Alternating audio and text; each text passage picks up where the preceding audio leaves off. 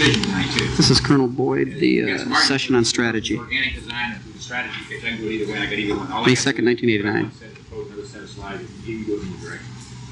And the reason why I selected a strategy initially is because you people on the, when you're going into the pattern, or discussing pattern, you were really probing me on the moral stuff, and as you recall, we had laid out one way, and I said, well, I'd like to get that deeper, and I really do get it much deeper, plus my additional comments that I provide on it, particularly at the end of the strategy. And I think maybe, you people, having to deal with troops and other people in order to get them to have an organic goal, it turns out that it is the most important part of this whole thing, the moral dimension.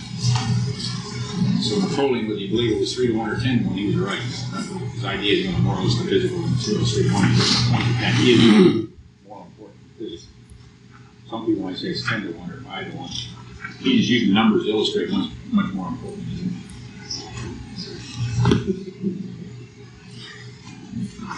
I'll show your acronym, PISSER. PISSER? Yeah, where that comes from, when we were dealing with, you find out, in fact, let me talk to that right now, because I'll get into it later on. When you begin to look into all these operations, you recall, I put 2 things in the box later on. I said, if you all start all the way back from Sun Tzu to the present, you look at things in a destructive sense, you got to be able to penetrate your adversary. I don't care if it's on offense or defense. Dig into his flanks, his rear. If he's coming in, you want to dig into him. If you can't penetrate a system, why should you throw in a towel? It's not good. So you're talking about penetration, not just from a physical viewpoint, but moral and mental. When we get to strategy, we'll see what I'm talking about, moral and mental as well. Of course, the mental, we see that in movie work, but I want to get the moral dimensions too. And so then you want to penetrate. What do you want to do? You want to generate what I call as many non-conform centers of gravity, or isolate the components one from the other. Take away those things that sustain, nourish, or support, because then it can't function. In other words, take away the ability to be able to interrogate or be able to deal with the environment, the surrounding environment needs in order to cope. And then so the Blitzkrieg does it very nice. They penetrate the system, they isolate it, and they overload it and collapse it or subdue it. Okay, but that's all this stuff. Now, if you look at the guerrillas, what they do the same thing. They penetrate and they isolate too, but they're much more subtle, more than moral sense. Not only that, they try to subvert the system, which is even more subtle. Then, during the subversion process, at village level and other levels are working up. Then they try to re-educate those people. In other words, to bring them on their side and then reorganize the whole thing within their framework. So you got penetrate, isolate, subvert, re-educate, reorganize. Okay, but now if you begin to think about that, and you change it a little bit, the re-education is a reorientation process. You're going to reorient the people, see? And they're going to harmonize those people within their system, so you're reharmonizing. So, P-I-S-R-R, PISSER. It just turns out that's the way it works. Everybody says it's a PISSER. But there's 2 components to it. There's not only a destructive component, but there's also a constructive component, the reorientation and manipulation. Okay, so now store that in your mind. Now, thinking about that, you say, okay, let's pretend we're researchers of one kind or another. Well, I'm going to have to penetrate into my subject, you understand what I'm saying? And focus or isolate on those components that are important. I mean, I can't look at everything. I got to isolate those components that are crucial or key. And then what I have to do is I'm going to find out there's something different than I already thought about, which means I'm subverting my own mind, so I penetrate, isolate, and subvert my own position, which means I'm forced to reorient. And if I don't reorient, I can't deal with this new phenomenon. And then if I'm going to converse with others, I got to be able to do it in a larger scope, so I got to reharmonize the system at a larger level. So even in research, you go penetrate, isolate, subvert, reorient, reharmonize. Okay, now let's talk about our so-called destructive operations. In a sense, you do the same thing. Let's say you're going to go out and let's say we're going to do a blitzkrieg, for lack of a better word. Okay, you're going to realize some initial objectives. Well, now you're going to have to reorient your force and reharmonize them for larger objectives. So it's a constant process: penetrate, isolate, subdue, reorient, reharmonize, penetrate, isolate. So that's sort of the cycle you go through.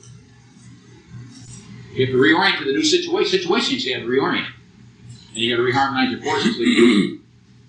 I'm talking about, from a campaign viewpoint, not just from a local action. I'm talking about the larger sense. So those are not bad. If you want to talk about principles, they make more sense in the stuff all like principles of war, which we're talking about. You have to penetrate this. It makes no difference whether you're going forward, backwards, sideways. I don't care which direction. Well, if you can't penetrate my moral, mental, physical being, hell, I'm not going to throw the towel in. I'm going to try to ram it up your ass. So the other guy. And we didn't penetrate there. No matter how often we're in the search and destroy missions over there in Vietnam, we didn't penetrate them. Korean War is another example. It's supposed to be the... Yeah, we're feeble pushers. We're just pushing the fever, trying to push the fever back. Weren't we limited? The first time you bring the guy, say, well, yeah, but if you make these thrusts in there, you're going to goddamn, you have a flank too. Like, That's right. But the question is, who's got the exposed flank? That is always the issue. Not just the flank, the exposed flank. You know, you made a statement that we didn't do it in the Korean War. We didn't do it over in Vietnam, weren't we? Well, we said in Korean War the FIBAs. But I'm talking about, we were talking about physically. He mentioned the point we were pushing FIBAs in Korean War. I didn't say Vietnam. Vietnam, we had a lot of local things. But the point is, it was a physical penetration. We're looking at the moral and mental. We weren't, I'm not even sure we realized we were talking about penetration. They're wanting all the weeds. Yeah, but weren't we living politically then? Yeah, one thing we didn't penetrate, and they showed him, I told you about platoon, the villages. Yeah, See, we would operate inside the village, we would have penetrated that system, the other guy would have been on the outside. When I use that as an example, remember?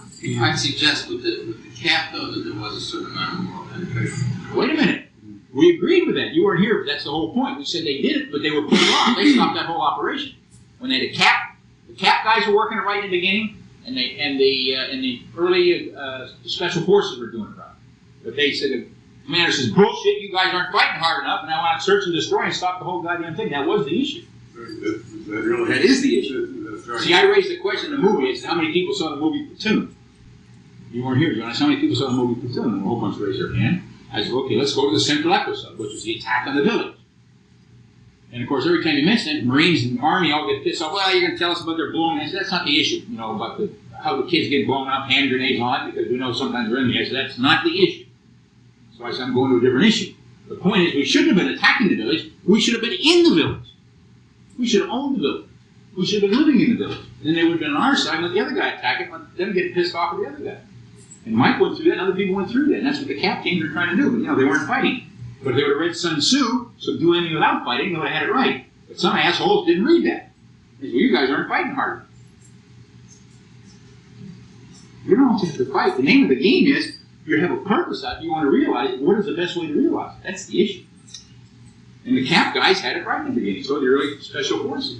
In fact, there's a good book out on it, the book that Mike and I like very well. It's not the only one, but it turns out the guy who looked at it was this guy Perpendic in his book, The Army in Vietnam. You probably read that. And he discusses that. Go ahead. What about, as military people, when we're restrained to a certain degree? I know you don't like, put it this way, you've got different views from Harry Summers on the book that he wrote on strategy. But he fucked it up. He said we won all the battles. We didn't win, God damn it, he made the point, we won all the battles. We did not win all the battles. My point is what happens when you are a military person, you have restraints placed on you, political restraints, and you can't carry through all the philosophy that you read Bruce Palmer's book? No, sir. You should have read that. Well, I will now. You want to read it, the 25-year war. Now remember, Bruce Palmer, he was first of all, he was a Corps commander over the 3rd Corps, whatever it was. The 3rd Corps was over there, trying to go 3rd Corps. Did you read 25-year war? Yeah, 3rd Corps commander. And later on became a deputy to Westmoreland and eventually became Vice Chief of Staff of the Army. So he saw that thing being framed out and laid out at the upper level because he was part of it. So he could see that. And his point was, the military, he came down hard in the military, couldn't even give the administration the kind of information or set up the strategies that could implement it. They didn't even know how to do it. He criticized the upper level. You got to read the book. I mean, he comes down hard. Right? And to answer your question, though, I'm answering this question. He said, they let the military do what they wanted to do. They couldn't figure out what they wanted to do. That's Palmer's whole point. And not only that, the military didn't have constraints on them. That's right. The military constrained itself. I mean, it was right. Westmoreland who put the end to or took the support away from the camp. I don't think that's all in fact true. When you got Tuesday afternoon luncheons that are figuring bombing targets, and as an example, in Hanoi, at one factory, they're pumping out war goods, but you can't drop a bomb on that because it's manned by civilians. Now, whether someone's shooting at you with a bullet, a gun, is going to kill you, or some guy's supplying the bullet, they're both as lethal. I recommend you read the 25-year war. I'll do that. Read it carefully. And Palmer makes it very clear the military couldn't even come up with a workable strategy. Here they were supposed to give the military strategy, couldn't even come up with a workable strategy. Couldn't even cock one up, it was decent. Of course, Palmer was. He makes it very clear. He was up there. He was up there. He was so pissed off at that war. He really was horned off. He spent 10 years to research and write that book. He spent 10 years to rewrote it again. He was because it came out so bad, it just so bothered him. You could see it. It's sort of an exorcism when he's writing. He's a gentleman. You can tell by the way it's very soft. The way he writes, very, very nicely written. And of course, he must have written that draft. God knows how many times in 10 years. But he really makes the point. The guys couldn't even lay out a decent strategy. The military. To make one more comment, It comes down. I think it'd be real good if someone like yourself could get into our college systems and actually teach a course, and you can call it whatever, combat philosophy. So, you talk about, the mental game of it. We don't have the mental aspect in this country. And we're getting this pitch as military people. We realize it, but all the people behind us that are out there watching TV have never been educated to this process. And you ought to approach someone like a university and say, hey, listen, how about a course in combat philosophy? It's important. As a matter of fact, we did approach a university, Georgia Mason University. The chancellor, a guy that knew the chancellor that I knew, took me in to see him. But then, you know what happened? I found out behind the scenes. He had to go out to his reviewers to see if he was interested in the course like that we were laying out, which is in essence the green book here, except I didn't have it. That was about 2 years ago. I think it was March, 2 years ago. It was 87. We wanted to do that because the guy said, let's go there. He knows the guy. And he got kind of interested. But then it got killed. And I know who killed it. We found out behind the scenes because some other people, once you get in Washington area, you know how to work the networks and find out. You guess who was some of his advisors were, put money in the university, didn't want to see it happen. You guess? BDM.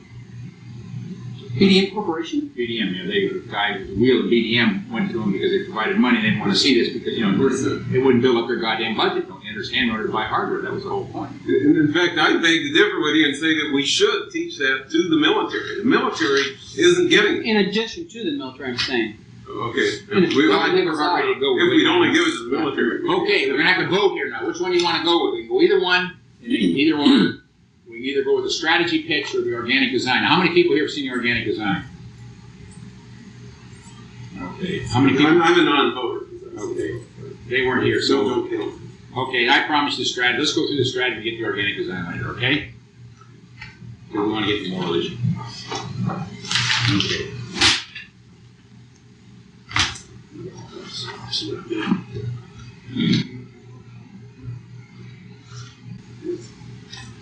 I've got another one in my office, up in the top drawer of my shelves. And the ones that are against the window. In fact, this is the first time I did it, so I'm glad to do it. Always got to try and mix up the other way. There's a box Here, Dave, I can find it. I don't know. I'll wait. How long do you think you're going to take? How long do you think you're going to be taking? How long is this going to go? It's right. 2 hours. Couple hours. Focus. No? Yeah. That about right? Mm-hmm.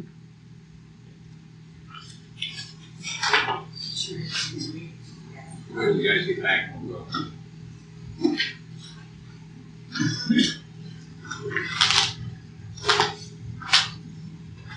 Down a little bit.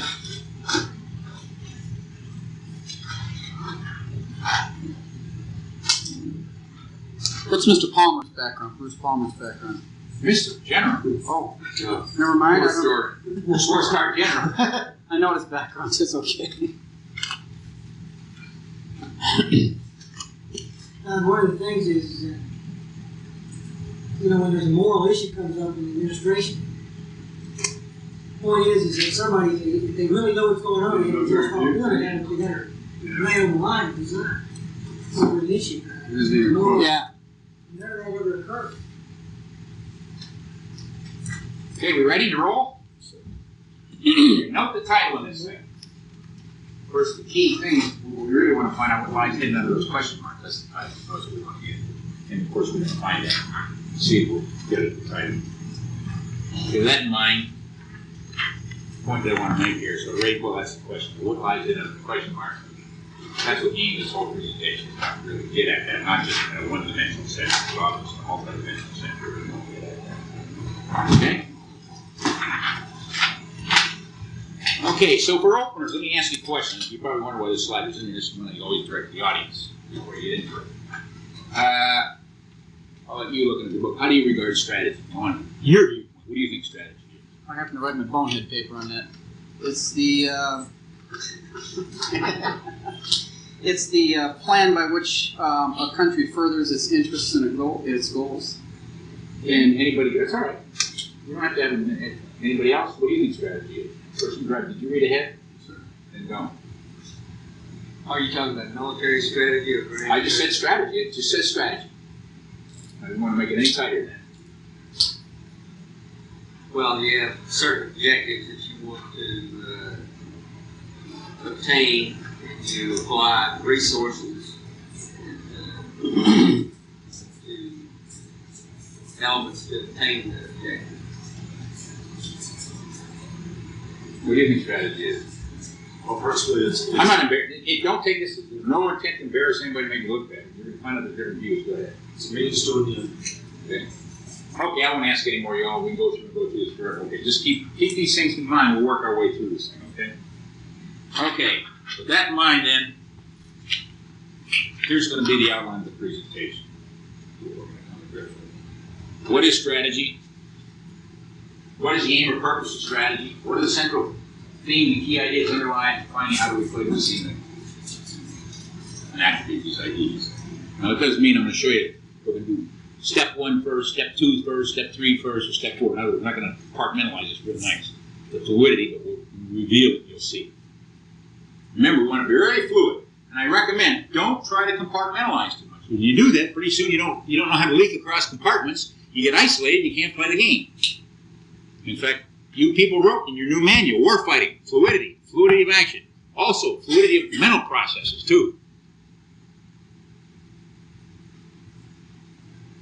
Okay? So with that in mind then, that's the outline. Here's the approach we're going to take. And you'll see that this is an important idea here. It seems like this idiot boy going through this period. Make a general survey. In other words, we've got to look across many different things, find out what's going on. And then what we want to do is squeegee it down, condense it down to those are the key elements, or the essential elements, find out what they are. Remember what I said we talked about the patterns, or what I call on the second page of my abstract. Remember what I said, the second page of the abstract, the last paragraph. Break it down, build it up, break it down, build it up. Analysis, synthesis, analysis, synthesis. We're going to pull those things out of the analysis. Then we're going to place it in a strategic perspective, which means we're going to take those things, make a big picture, we're going to go to the synthesis. Build a new picture with that information. And then finally, we'll give an example of implementation. And then I'm going to add one. I don't have it here. I'll give you something else at the end of it that I've had for a while, and I'll show you. It's going to sharpen it even more, give you a better finger spacing review, which is not in a briefing, but we'll talk about at the end. So that's the kind of thing we'll be going through. Okay? So it raises a rather interesting question. Why do we want to use this approach? Well, why do we want to break things down, build them up, break things down, build them up, all that kind of stuff. Okay, let's give you an illustrative example. Or an illustration. Now what I want you to do is imagine your own mind. You're on a ski slope with other skiers. Lock this image in. Your image and my image, all our images may be different. I couldn't care less. We all have different orientations. So I don't know how you see it in your mind or my mind, but we probably see it different ways. It makes no difference. Next, imagine you're in Florida riding an outboard motorboat. You might even be towing water skiers, not necessarily. Block this image. Store these images. Next, imagine you're riding on a bicycle, nice spring day. Hang on to this image. And then finally, imagine it's Christmas time. You take your son to the department store, you notice he's fascinated by all these toy tanks and tractors that have rubber treads. Hang on to this image. Now when I say hang on to it, I just want you to sort of highlight that in your mind. Okay? Now let's operate on that. Now, let's pull the skis off the ski slope, discard and forget the rest of the image. That don't mean just forget it, but I'm saying really highlight the skis, soft pedal the rest. Got that? Okay, likewise, same thing the outboard motor. Take that out of the outboard motor, discard and forget the rest, or better yet, highlight it, subdue the rest. Pull handlebars off bicycle, discard and forget rest in it, or highlight the handlebars, subdue, soft like the rest. Pull rubber trims off the way track. So you see we've got them. Now, knowing that, let's look what we have. This is really stuck together. So what do we have here? We got skis, outboard motor, handlebars, rubber treads. What do we have? We already know the answer to the book is the next page. So imagine your own mind's eye. When I used to have it on a different page to see it. What do you have there? You glue it all together, you got a snowboard. But it wasn't there before. But now it's there. Isn't that strange? It wasn't there, but it really was there because we had all the bits and pieces.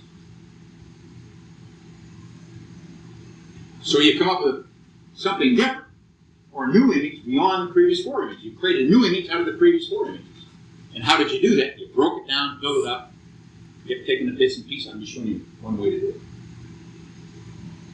And we call that, when you go from whole to parts, what do you do?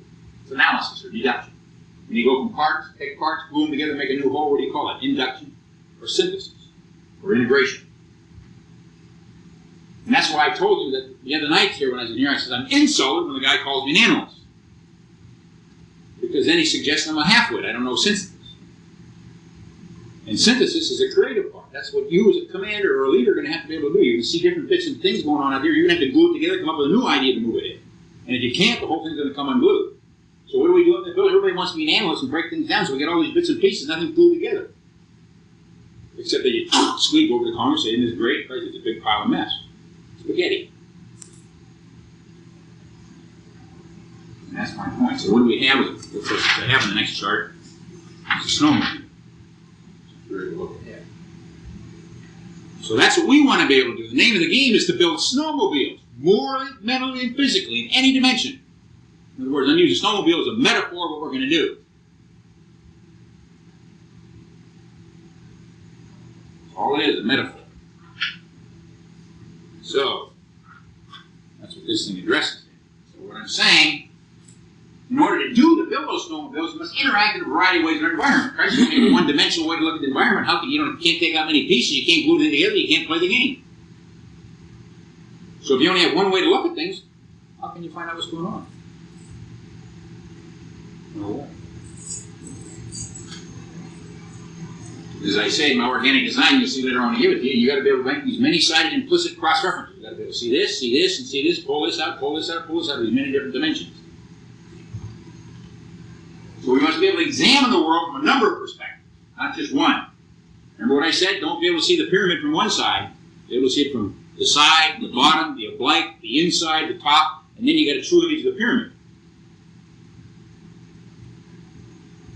But if you only see it from the side, and I see it from the top, and I never saw it any other way but the non-users, we never could communicate. Yet we'd be talking about the same thing. Okay, more to the point, then here's what we're going to do. This will be the scheme of pulling things apart and putting them back together in new combinations.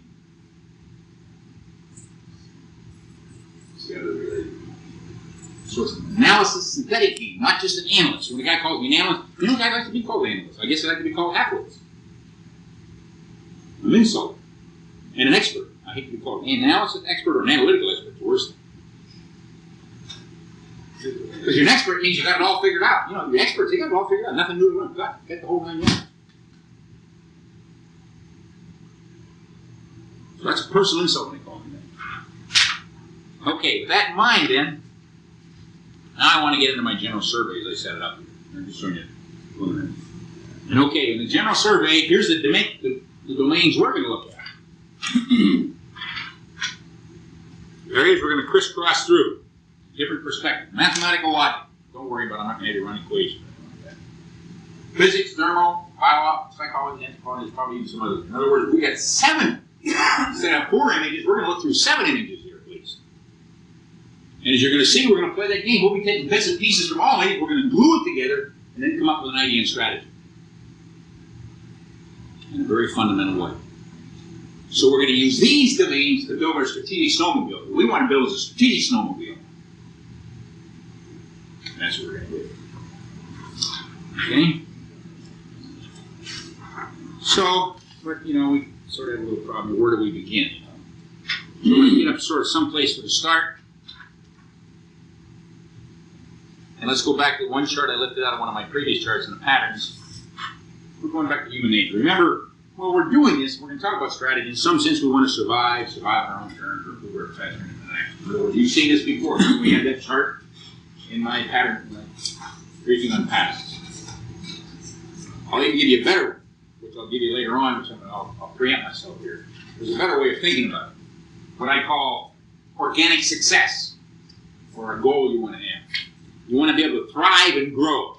That's what you really want to do. Thrive and grow by being able to comprehend, shape, and cope with an ever-changing and uncertain world we have to deal with. That's what you really want to do. An uncertain, ever-changing world. But you can think of it this way, too. Okay, with that in mind, then, let's start. The reason why I bring that to you, to raise the question is, and how do we realize this? We're making it difficult for others to realize this. Well, we're going to have to start marching through these various perspectives, obviously. So let's go through our general survey. Now I want you to read this chart, and after you read it, I'll comment. All I did here was lifted these two things right out of the Washington Post. I took these passages. The one first one was by Royce Rensburg, the second one was by Richard Preston. But he's got a book out on the brain. And I just took these quotes and I'll comment. Now remember, you may say, what's this goddamn boy bringing this stuff up for? It's very germane to what you may not think so right now, but it's very germane to the subject of the strategies you're going to see. Very germane.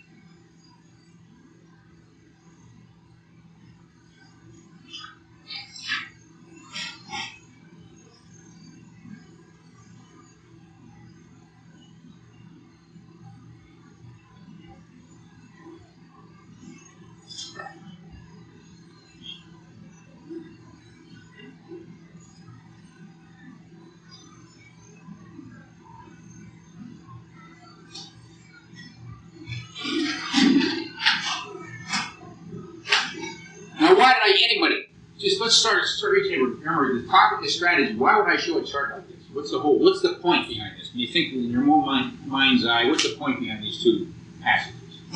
What am I bringing to your attention? Different ways to do things.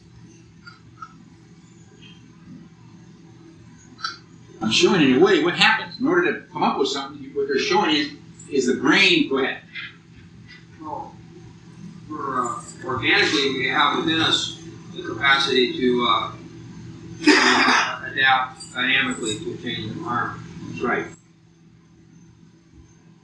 But no, in order to do it, it's got elements within your brain. If you don't make connections between those elements, the brain can't function. And so the whole idea is you've got to build these connections. And the mere fact that when you learn something new, what is he saying? When you learn something new, you actually are changing the connections within your brain.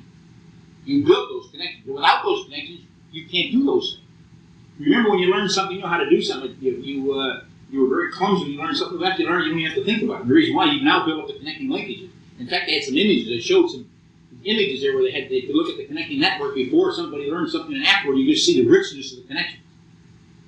So stored in those connections, your ability to do whatever that was. Now, on the other hand, know what else is he saying here? If you don't use it, what happens? Withers away. And I can think of it myself. I used to be a real good passer when I was a young guy. I could throw a ball real nice price. Even though I want to do it, now there's some residual capacity on a basket page. Or some things I haven't done for a long period of time. You lose that touch. And what's happened is some of that stuff's withered away. It's no longer, I'm not using it, so it tends to atrophy away. And note this here. By a Frenchman. So the point is, when you learn something new, when you operate from this variety, when you begin to get that finger spitting get fuel or get it inside you, in effect, what have you done to your brain? You've changed it.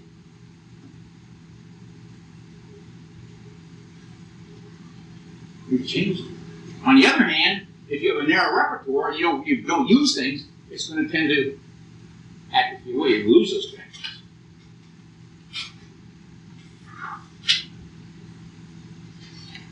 And that's why in my, which I'll bring out in organic design, you're going to see I say you want to make those many-sided implicit cross-references. By doing that, what are you doing? You're building up that what? Connectivity. Which allows you to get the finger sticks of the fuel so you can deal with the world out there. If you use checklist mentality, going by, you're not going to screw up. You're screwing yourself. And that's why when I told you that guy tried to, I didn't know had done this stuff then, when he brought that checklist in that time after he became a base commander and lost his airplane, he wanted to go to the checklist, I threw it out the window 2 or 3 times. Finally, he got the message.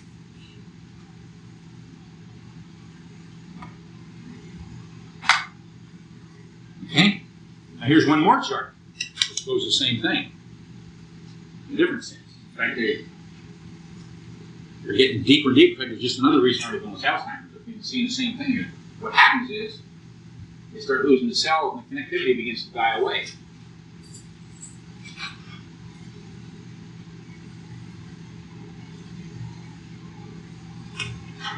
Remember what I said, brain doesn't wage war, machines don't wage war, people do it to use their mind. It'd be nice to know how mind functions, because then you can play the other game with it.